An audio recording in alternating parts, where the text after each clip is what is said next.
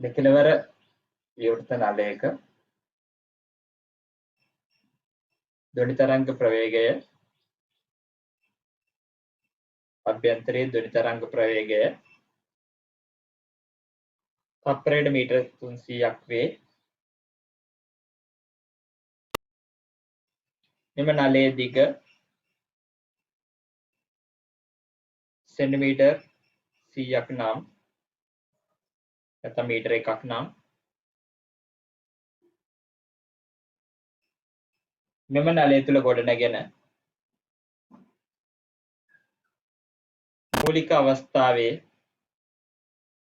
පළමු ප්‍රතිතානයේ සහ තුන්වැනි ප්‍රතිතාන අවස්ථාවලදී තරංගවල සංඛ්‍යාතය සොයන්න. තරංගවල සංඛ්‍යාතය සොයන්න. ලැම්ඩා එනවා 4/2 වතාවක් 1යි. එවනම් f0 එනවා දෙක වතාවක් 300 බෙදීම 4යි. 600 බෙදීම 4යි. 600 බෙදීම 4යි කියන්නේ 150.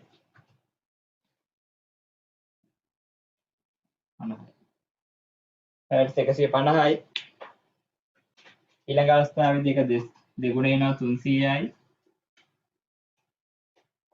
ඊළඟ අවස්ථාවේ එක තුන් ගුණයක් එනවා 400.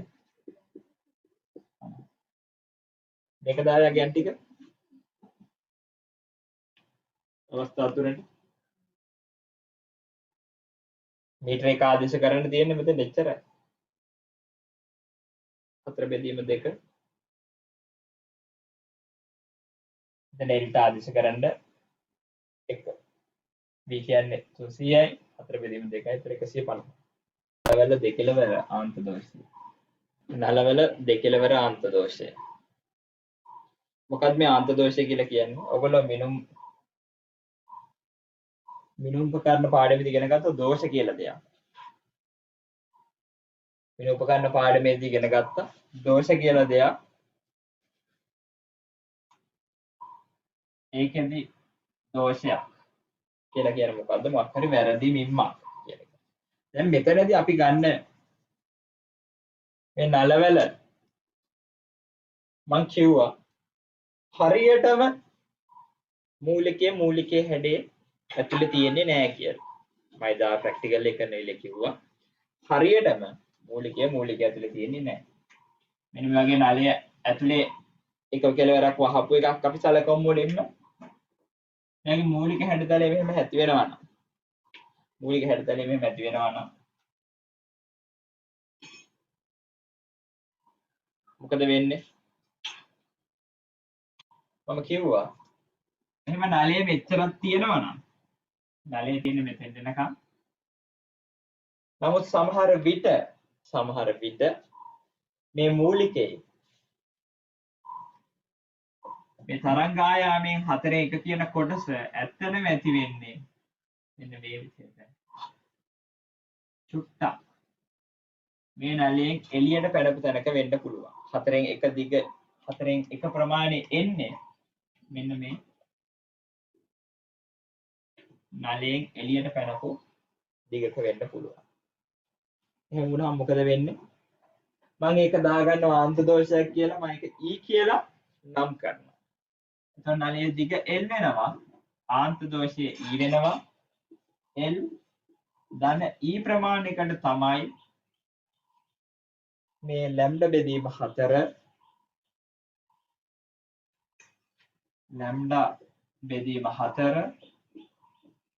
වතාවක් 1 සමාන වෙන්නේ කාටද දැන්? L නෙමේ L ධන E කියන දෝෂයට. මොකද මූලික අවස්ථාව සඳහා අපිට ගන්න හැකි ලැම්ඩා සමානයි 4 වතාවක් L ධන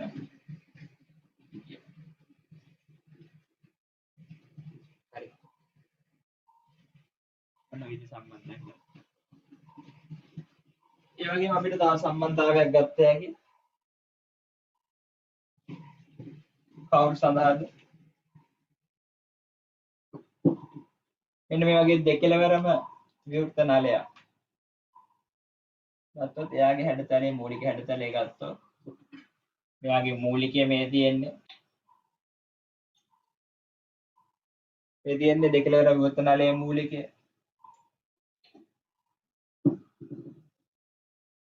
දෙකලවර විවෘත නලයේ මූලිකය මේ තියෙන්නේ. ඉතින් මෙයාගේ හැඩතලය ඔයගොල්ලෝ බලන්න හොඳට මේක දිග L වෙනවා. නලයේ දිග L වෙනවා. නමුත් පොඩි ප්‍රශ්නයක් තියෙනවා මම කිව්වා මේගොල්ලෝ මේ අයින් වලින් එළියට පයින්න පුළුවන් කියලා. එහෙමනම් මේ පැත්තෙන ප්‍රමාණයක් එළියට පයින්නවා. E ප්‍රමාණය මේ පැත්තෙන E ප්‍රමාණයක් එළියට පයින්න. එහෙමනම් සමස්ත එළියට පයින්න ප්‍රමාණය සමාන වෙන්නේ L ධන 2යි ඊට. ඒක තමයි සමාන වෙන්නේ මේ ලැම්ඩා බෙදීම 4 වතාවක් මෙතෙන් නිකන් 2යි. එහෙමනම් ලැම්ඩා සමානයි 4 වතාවක් L ධන 2යි E බෙදීම 2ක් වෙනවා දෙකලවර විවෘත නලයක මූලික අවස්ථාව සඳහා. දෙකලවර විවෘත නලයක මූලික අවස්ථාව සඳහා.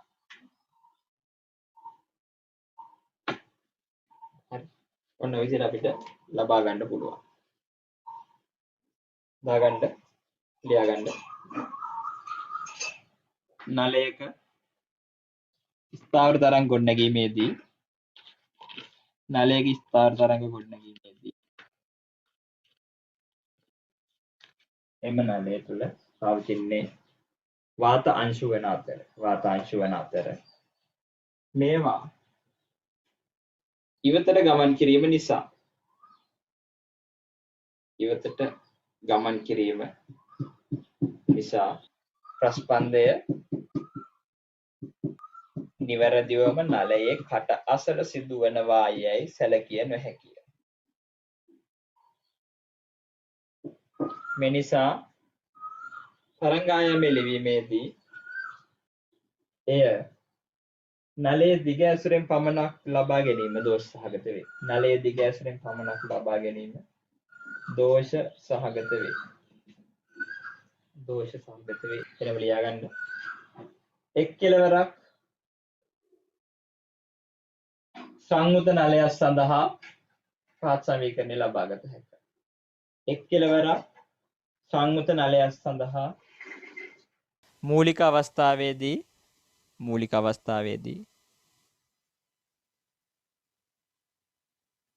පහත් සම්බන්ධය ලබාගත හැකිය. කියලා දාලා මේක මේ ටික ලියන්න ඉඩ තියලා ලියා ගන්න. දෙකලවරම විවෘත නල සඳහා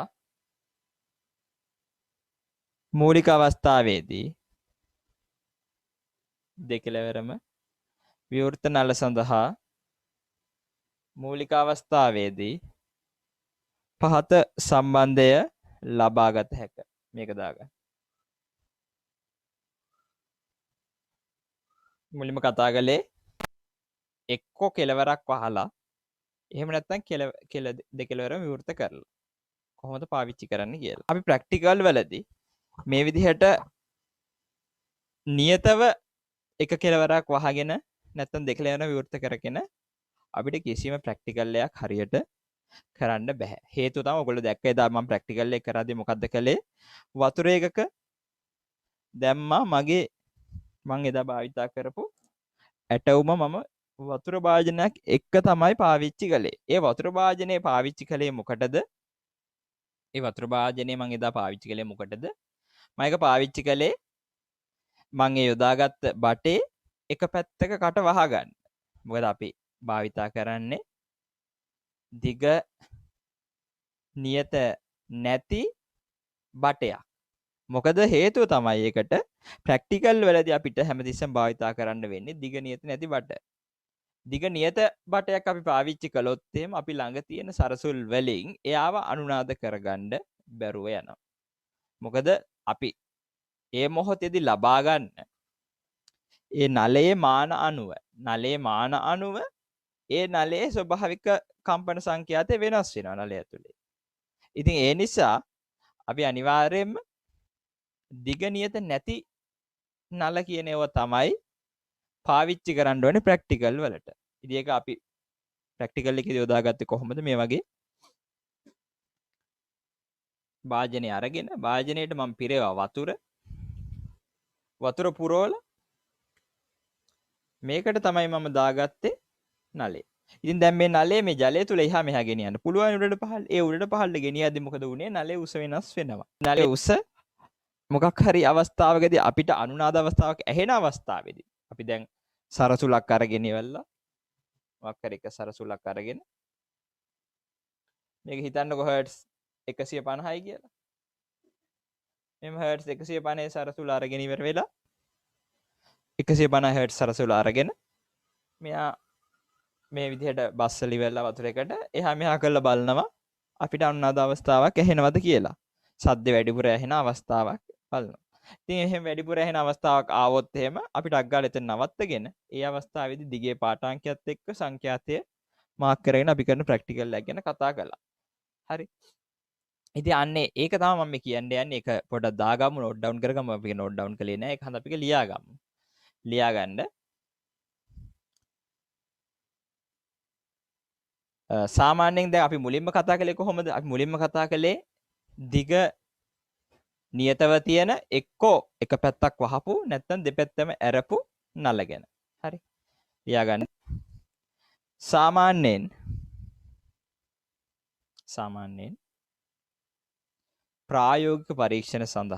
ප්‍රායෝගික පරීක්ෂණ සඳහා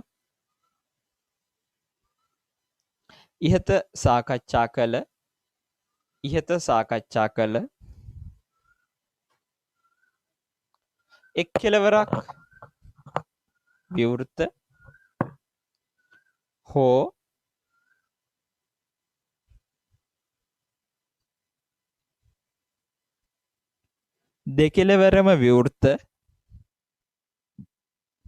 දෙකෙලවරම විවෘත නියත දිගක් සහිත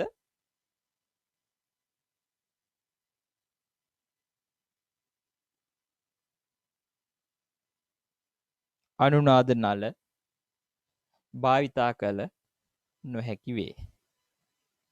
නියත දිගක් සහිත අනුනාද නල භාවිතා කළ නොහැකි වේ.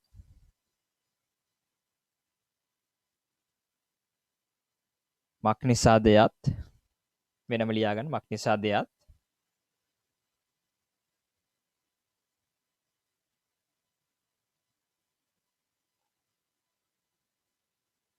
අනුනාද නලය තුල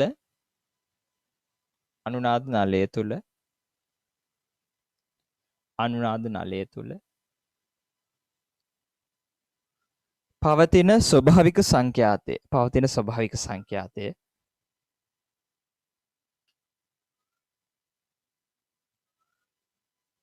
අනුනාද නලය තුල පවතින ස්වභාවික සංඛ්‍යාතය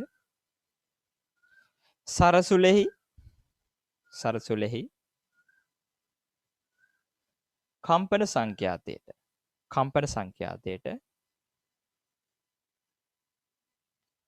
සමාන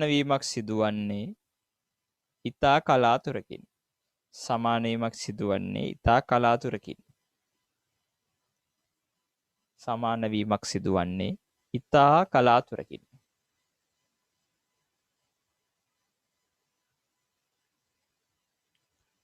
මෙනිසා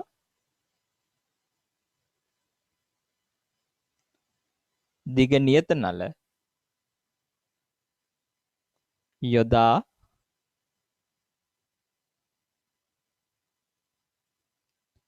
පරීක්ෂණ සිදු කිරීමට අවශ්‍ය නම්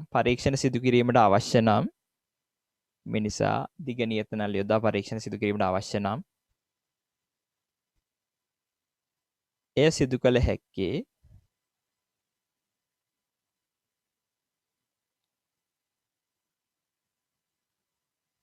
විචල්්‍ය සංඛ්‍යාත ජනක භාවිතා කරමිනි.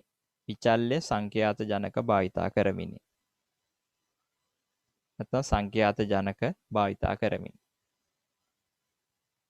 වරහන් ඇතුළේ දාගන්න සරසුල් භාවිතා කළ නොහැක. මොකද සරසුල් වල ඔයගොල්ලෝ දන්නවා සරසුල් කට්ටලයක තියෙන්නේ නිශ්චිත අගයන්ගෙන් යුත් සරසුල් සෙට් එකක්.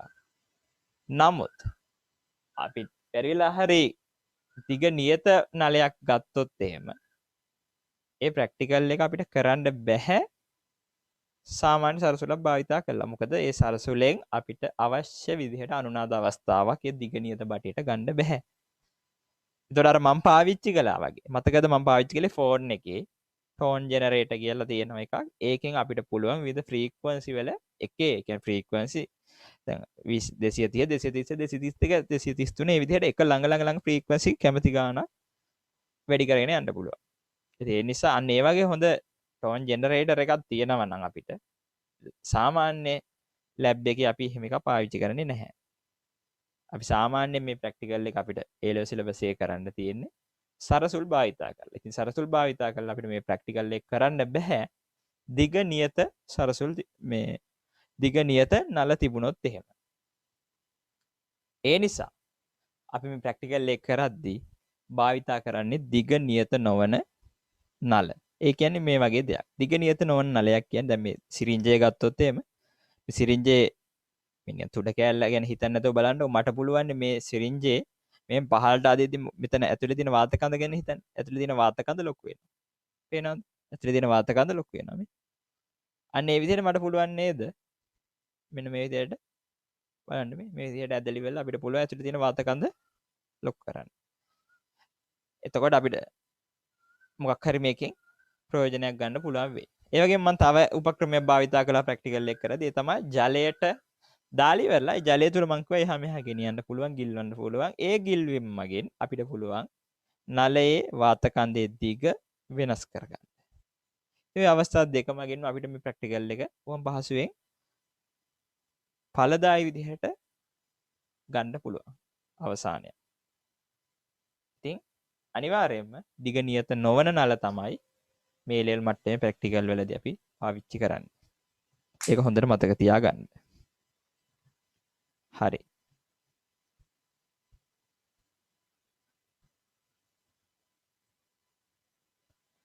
මේ අනුව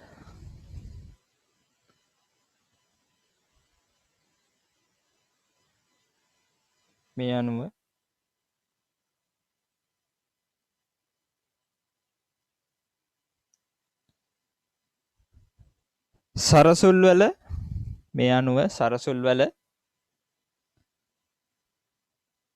පවතින සංඛ්‍යාතයෙන් සරසුල් වල පවතින සංඛ්‍යාත වලින්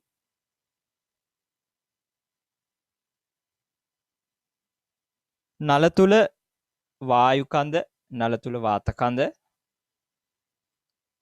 කෘතකම්පනය කරගත යුතු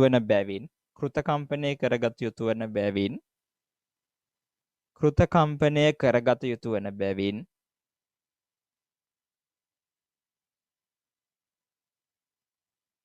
නලවල පවතින සරසුල් වල පවතින සංඛ්‍යාතයෙන් වාත කඳ කෘතකම්පනය කරගත යුතු බැවින්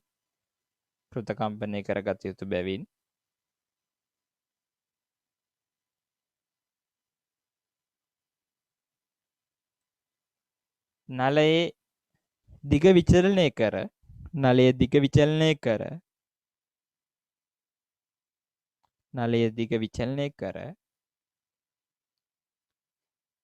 එම නලයෙහි ස්වභාවික සංඛ්‍යාතය කම්පන ප්‍රභවයේ සංඛ්‍යාතයට සමාන කරගත හැකි වේ. කම්පන ප්‍රභවයේ සංඛ්‍යාතයට සමාන කරගත හැකි වේ. කම්පන ප්‍රභවයේ සංඛ්‍යාතයට සමාන කරගත හැකි වේ.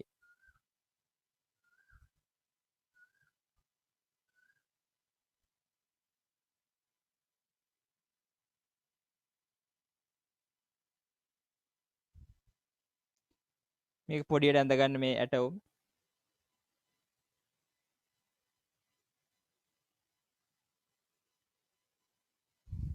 ජලය ඔව් කියන්නේ. අද පන්තිය හැරි නිශ්ශබ්දයි නේද? ඒක තමයි මම මේ හිතුවේ මොකද කියලා. මනියක් කලා ගෙදර කවුරු හරි ඇවිල්ලා වගේ කළුවර වෙන ප්‍රශ්න නෑ අද. අද කළුවරෙන් ප්‍රශ්න නෑ. කෑම ඉල්ලුවේ නෑ. දවල්ට කන්න ඕනේ කියලා. ඒක තමයි ඉන්ටර්වෙල් එකේ ඉල්ලුවේ ලෝක පුදුමයි. පුදුමද. අද අවුව නැත්තෙත් ඒක හන්දා කියලා මට හිතෙන. ඉර පායලත් නෑ. වෙන්න පුළුවන්. ස්වභාවික දවසක් නෙමෙයි අද. ස්වභාව ධර්මයත් කම්පා වෙලා. දාගන්න මාතෘකාව කෙලවරක් සංයුත නලයක් සඳහා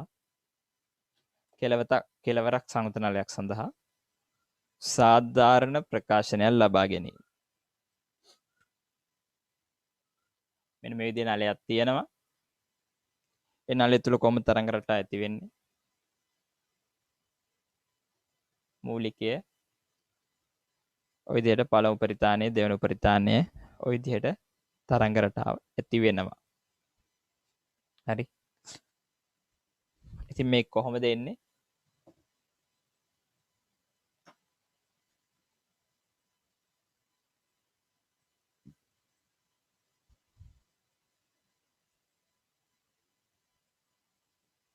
හරි. මෙතන මේ අර්ධ අපි දන්නවා මේ මොකද්ද මේ කෑල්ලකට අපිට සම්පූර්ණ මේ කොටසකට අපි කියනවා මොකක් කියලාද? මෙන්න මේ වගේ ස්ථාවර තරංගයක මේ සම්පූර්ණ කොටසකට අපි මොකද්ද කියන්නේ? මෙන්න මේක කොටසකට මොකද්ද කියන්නේ? මේකකට අපි කියනවා පුඩුවක් කියලා කියනවානේ. මෙතන ඉඳන් මෙතෙන්ට මේක තව පුඩුවක්. හරි දැන් මේ වගේ තැනකින් කැඩිච්ච තැනන්න ඔක අපි හැමතිස්සෙම බලන්නේ. මේ වගේ අවස්ථාවලදී ඒ જાතියව කීයක් තියෙනවද කියලානේ බලන්නේ. මේ වගේ පුඩුවකින් භාගෙව්ව කීයක් තියෙනවද කියලානේ බලන්නේ. දැන් මේක පුඩුවකින් භාගයන්නේ. තරංග ආයාමයෙන් 4න් එකක්. හරි. ස්ථාවර තරංගය සඳහා පුඩුවක් වෙන්නේ තරංග ආයාමයෙන් භාගයක දුරක්. හරි. ඉතින් දැන් මෙතනින් අපි බලනවා පුඩු අර්ධ පුඩු කීයක් තියෙනවද කියලා බලනවා. ඉතින් අර්ධ පුඩු ගාන මත තමයි මෙයාගේ සාධාරණ සමීකරණය තීරණය වෙන්නේ. කොහොමද දෙකෙන්නේ? මේකේ සංඛ්‍යාතය සදා සාධාරණ සමීකරණයක් අපිට ගත්ත හැකි කොහොමද? අපිට ලැම්ඩා ගත්ත හැකි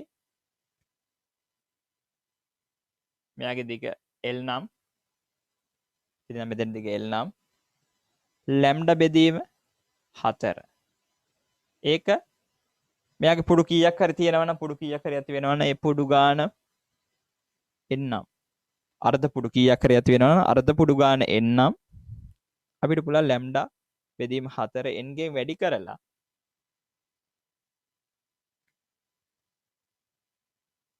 කාට සමාන කරන්න සිම්පල් L ට එහෙමනම් ලැම්ඩාට අගේ එනවා 4යි L යට සිම්පල් n ඉතින් මේක අපි දානවා v සමානයි f ලැම්ඩා ඒකෙන් f උක්ත කරගන්නවා v යට ලැම්ඩා v යට ලැම්ඩා අපිට දාගත්ත හැකි 4යි L මේක වතාවක් n වෙනවා. හරි. ඉතින් මේ n කියන එක කෙනා වෙනස් වෙන n එකයි නම් අර්ධ පුඩු එකයි නම් මොකද වෙන්නේ? f වෙනවා මේ සමස්ත ප්‍රකාශනයේ වතාවක් 1යි ඊට පස්සේ අර්ධ පුඩු 2යි නම් දෙකෙන් වැඩි වෙනවා අර්ධ පුඩු 3යි නම් 3ෙන් වැඩි වෙනවා. ඔය විදිහට සංඛ්‍යාතය සඳහා අපිට සාධාරණ සමීකරණයක් ලබා ගන්න පුළුවන්. f සමානයි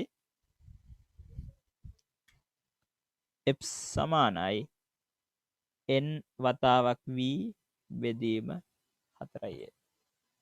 n වතාවක් v බෙදීම 4යි l. ඔන්න ඔය විදිහට අපිට සාධාරණ සමීකරණයක් ගොඩනගන්න පුළුවන්. ඒතර ඔයගලන්ට පේනවා ඇති. මෙතන විශේෂ දෙයක් තියෙනවා. මෙතන v කියන්නේ නියතයක්, සිම්පල් l කියන්නේ නියතයක්, 4 කියන්නේ සංඛ්‍යාවක්.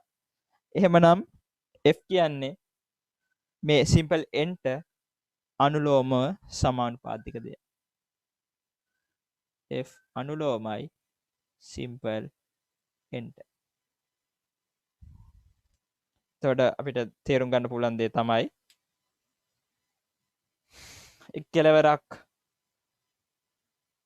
විවෘත නලයක සංඛ්‍යාතය අර්ධ පුඩු සංඛ්‍යාවට අනුලෝමව සමානුපාත වෙනවා. අර්ධ පුඩු සංඛ්‍යාවට අනුලෝමව සමානුපාත වෙනවා.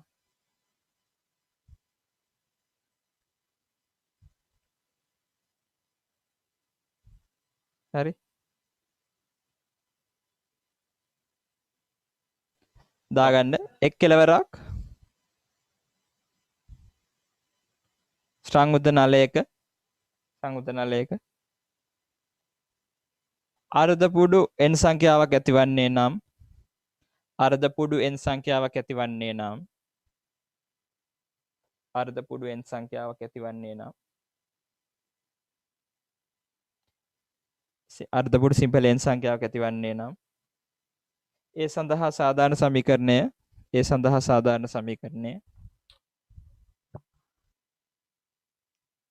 සඳහා සාධාරණ සමීකරණය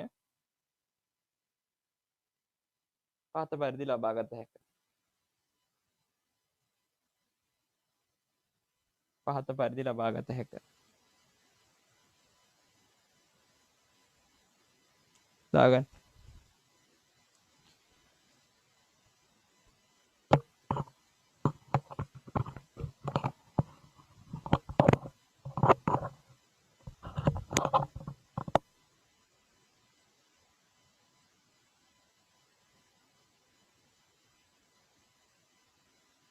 මෙතෙන්දි මොකද වෙන්නේ එතකොට?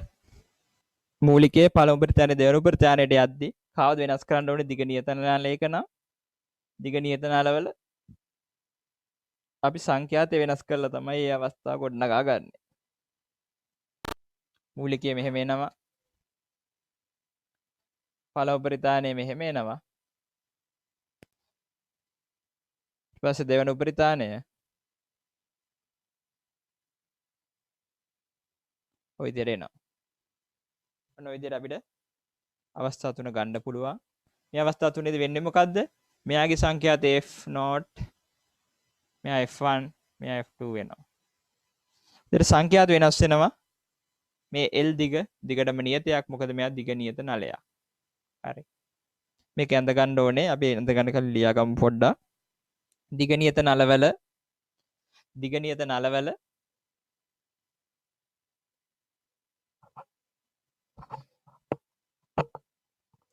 නලවල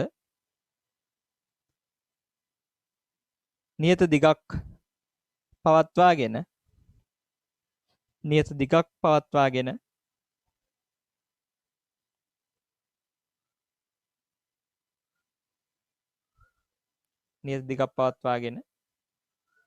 සංඛ්‍යාතය සමග පොඩු සංඛ්‍යාව විචලනය කරගනි.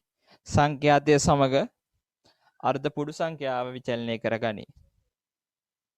සංඛ්‍යාතය සමග අර්ධ පුඩු සංඛ්‍යාව විචලනය කරගනි. දිග නියතව තබාගෙන සංඛ්‍යාතය සමග අර්ධ පුඩු සංඛ්‍යාව විචලනය කරගනි.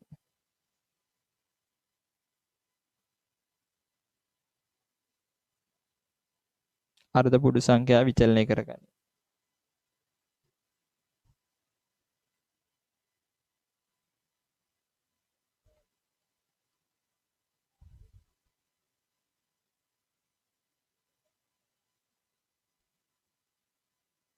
මේක ඇඳගන්න.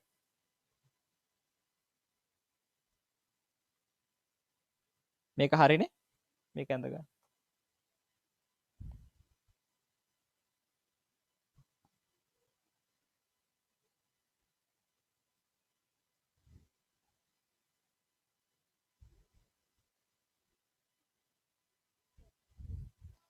දිග නියත නොවන නලයක් අරගෙන, ඒ කියන්නේ මේ වගේ මං කිව්වා සිරින්ජරයක් වගේ මේක හිතන්න මෙතන යට. ඒක මෙහෙම ඇදලි වෙලා අපිට පුළුවන් දිග වෙනස් කරන්න මේක ඇතුලේ දෙන වාතකන්දි. අන්න ඒ වගේ එකක් ගැන හිතන්න. අන්න ඒ වගේ නලයක් අරගෙන අපිට මොකද කරගන්න පුළුවන්? අපිට පුළුවන් වෙනවා එක අවස්ථාවකදී මොකක් හරි සංඛ්‍යාතයක් ඇති කරනවා. ඒ සංඛ්‍යාතයට හරියන්න වාතකන්දේ දිග සකස් කරගන්න. ඒකින් අපි මූලිකය ලබා ගන්නවා. ඊට පස්සේ තා පොඩ්ඩක් ඒ සිරින්ජය හැමයට ඇදලි වෙලා අපිට පුළුවන් දෙවන පළමු ප්‍රතිස්ථානය ලබා ගන්න. ඊට පස්සේ තව පොඩ්ඩක් එහාට කරලි වෙලා අපිට පුළුවන් දෙවන ප්‍රතිස්ථානය ලබා ගන්න. නමුත් මෙයා අවස්ථා තුනේදීම කම්පණය වෙන්නේ එකම සංඛ්‍යාතයකින්. ඒ නිසා ප්‍රසංවාදය කියන එක වෙනසක් වෙන්නේ නැහැ. අවස්ථා තුනේදීම ඉන්නේ පළමු ප්‍රසංවාදයෙන්.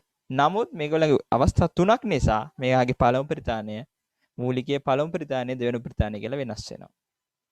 අන්න ඒ අදහස හොඳට තියෙන්න ඕනේ. ඒ වගේම මෙතෙන්ද විචලනය වෙන්නේ කවුද? විචලනය වෙන්නේ මේ පුඩු ගානත් එක්ක